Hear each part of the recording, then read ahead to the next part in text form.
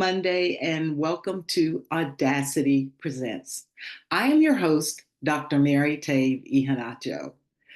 Man, I cannot say that without smiling ear to ear, but you heard me correctly, Dr. Mary Tave Ihanacho.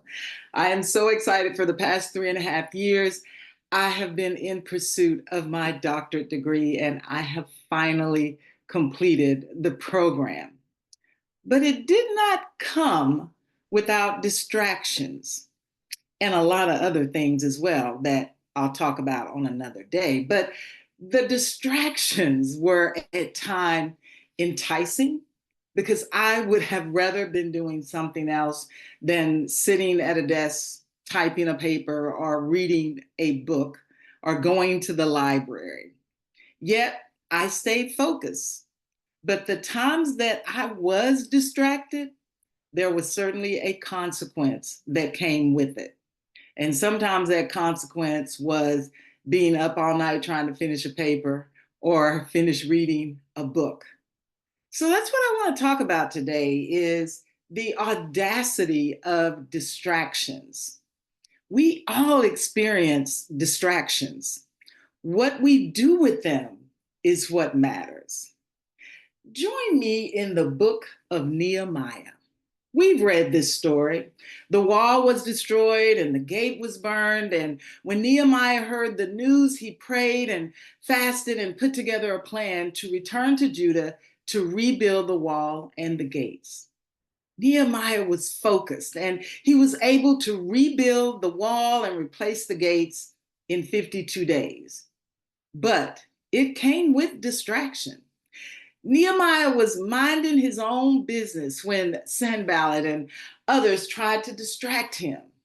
In Nehemiah chapter 6, all Nehemiah had left was to replace the gate. And 4 times Sanballat asked to meet with Nehemiah, and Nehemiah knew that he was up to no good. Let me just put it that way. Sanballat was up to no good. 4 times Sanballat sent a message to Nehemiah, and Nehemiah replied the same each time. He said, I am carrying on a great project and cannot go down. Why should the work stop while I leave it and go down to you? Then on the 5th time, Sanballat sent a letter with accusations, and normally the first thing you want to do if someone is scandalizing your name is to stop what you're doing and focus your attention on making what was right and dispelling of any lies that had come your way. But again, Nehemiah was like, nope, I know what y'all are up to, and I am not getting ready to leave the work that I have been called to do. Again, trying to distract Nehemiah, they told lies and death threats, anything they could do to distract him from finishing the gate. But Nehemiah stayed focused. You see, sometimes we are distracted and we don't realize the distraction or who it is that is distracting us. We are often distracted when we are focused on the things of God. Whenever we're trying to do right, evil is always present. Isn't that what they say? Whether we are sitting trying to have our morning devotion, our thoughts will wander off and we're trying to think about what are we going to wear to work? Are we going to make it to work on time? Do we need to stop by the grocery store? We can think of a million other things when we are in the midst of trying to do our devotion. We can get distracted from attending church service. Like all of a sudden your kids now have soccer on Sunday. That's a distraction. Or the boss asked if you could be available on Sunday to take a call. Those are distractions. See, you may not identify them as distractions, but they are. Anything that keeps us away from God and his plan and purpose are distractions. So what's your distraction? Maybe you create your own distractions, like when you should be doing one thing and all of a sudden you find yourself scrolling on TikTok or Instagram or Facebook. You just created your own distraction.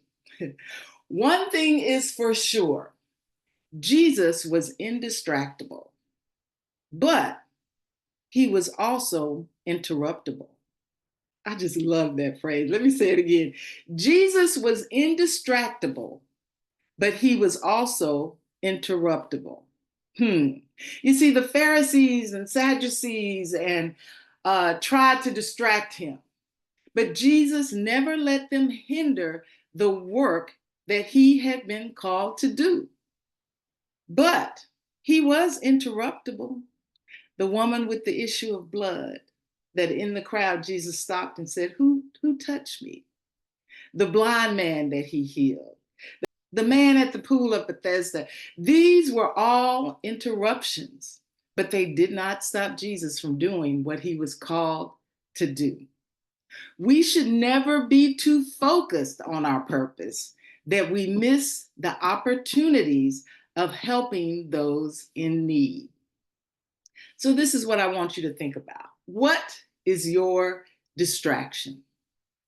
Is it an enemy distraction or a self-imposed distraction? Are you able to recognize your distraction and get back on track?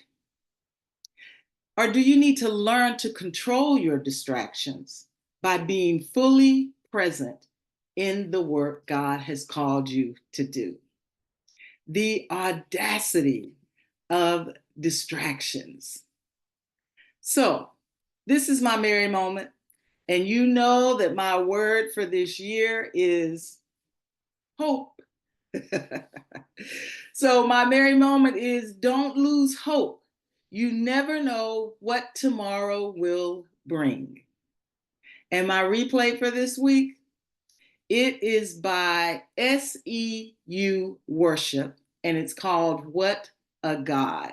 And I love the whole song, but there's one part that I love, and it said, if the highest place I reach is at your feet, then I've done it all. If the best thing that I've seen is your glory, then I've seen it all. Your love has changed my life, forever satisfied. You are my everything. Listen, thanks for tuning in today. Again, I am your host, Dr. Mary Tavy Hanacho. That will never get old. That will never get old. But you guys have a great week. We'll see you back next week.